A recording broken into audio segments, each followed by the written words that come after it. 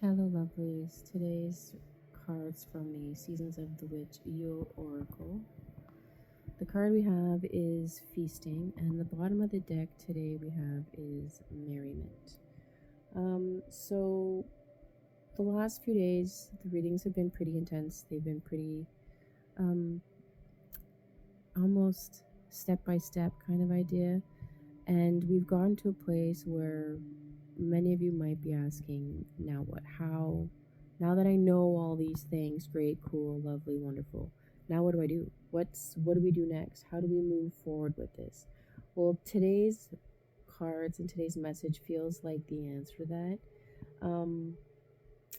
So when it comes to feasting and the merriment card, these two, it doesn't say that spring is here yet. It says that spring is on its way. And this is the moment where we change how we move while we're waiting.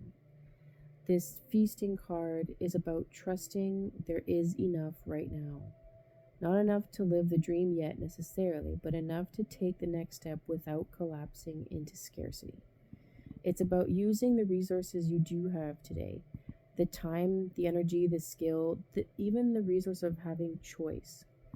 And acting as if the life that you want, the life that you're trying to build, is already in motion, even if the circumstances, the circumstances of your experiences and your physical world representation of haven't caught up to that yet.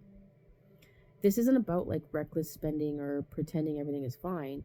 It's not about buying those $1,000 items. It's about behaving like the person who will have that life in small, grounded ways of tuning into. So it's about saying no thank you to the dinner out because you're going to put that into a savings. And so, you go ahead and put $20 aside or whatever the case. It's about starting to make the decisions and act like the person that has enough moving forward. Feasting was done at a time of year where our ancestors would have been storing and saving and waiting. It was a part of that time of year where they would celebrate just getting through that time of year. And so now it's a matter of finding whatever it is you have accessible to you with the resources you have available to you. And how do you tap into that person that has enough, that person that has faith that we can, have a turkey and all the fixings right now in the dead of winter, even though we don't have even the beginnings of a garden. We can take that risk. Why? Because we have faith that the next step is coming, that the next thing is there. And why do we have faith in that? Is because we're building the habits and doing the things that are aligned with someone who's going to be prepared in the spring, someone who's going to be ready when the garden is plowed. This is the whole, they did the prepared thing. They got the seeds ready, organized, stored, all of that are little things you can do now with the resources you have now.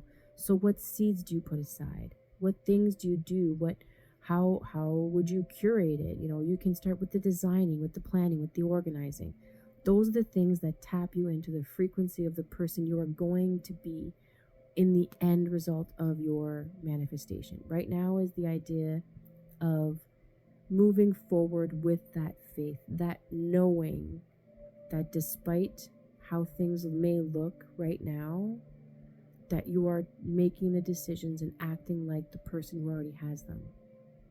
And by with the abilities you have now without harming anyone along the way, right? It's taking what you do have access to and making the best of it. The merriment card on the bottom of the deck is helping with, well, what do you mean? How am I supposed to figure out what that is? Find the joy. Merriment is not necessarily about that fulfilled excitement. It's that joy is not a reward for arriving. Joy is the frequency that helps you move forward without burning out. It adds something important. It isn't about forcing happiness. It's about choosing what is aligned with you and the person you're trying to be. 444 on the clock when I say that. And I mean trying to be the life you're wanting to create for yourself, right?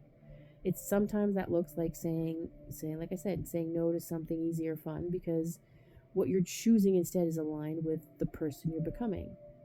Sometimes it looks like doing the thing you don't like doing and taking that off your list, doing at least the thing you dislike the least, letting that be enough for today.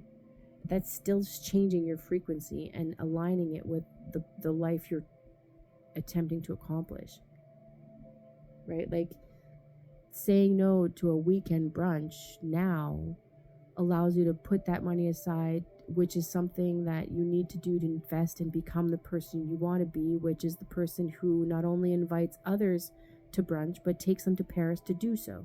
So it's a matter of aligning the things, aligning what you do now, the actions you take, the choices you make, with the person and the life experience you're trying to bring forward. 555 on the clock when I say that. It's about changing those little, tweaking those little things in order to tap into that radio station, if you will.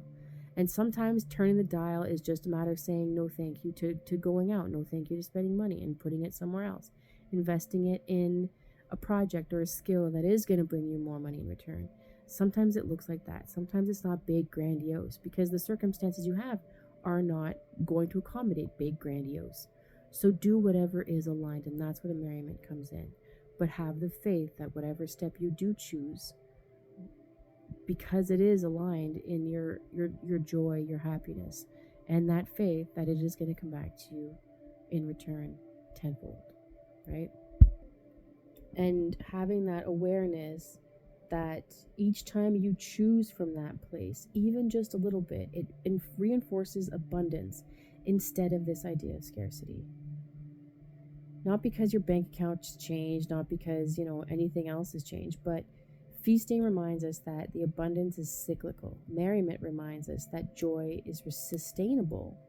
So if you're in a hard place, a job you don't love, a situation you can't change yet, a life that doesn't match your vision or what you're trying to accomplish and express, it isn't asking to make that leap. It's asking you just to walk right now, just to take one step a day. But to make that step in alignment with what feels best, what feels aligned with the life you're working toward. You don't need more proof, you don't need more permission. You have enough right now to begin moving differently. And that's how your season shifts. If you have any questions or want more detail on this, I'm not going to add any more tarot or anything to the message for today. We're just going to digest this. If you have any questions, please reach out. This is a collective reading, so take what resonates. Have a great day, everybody.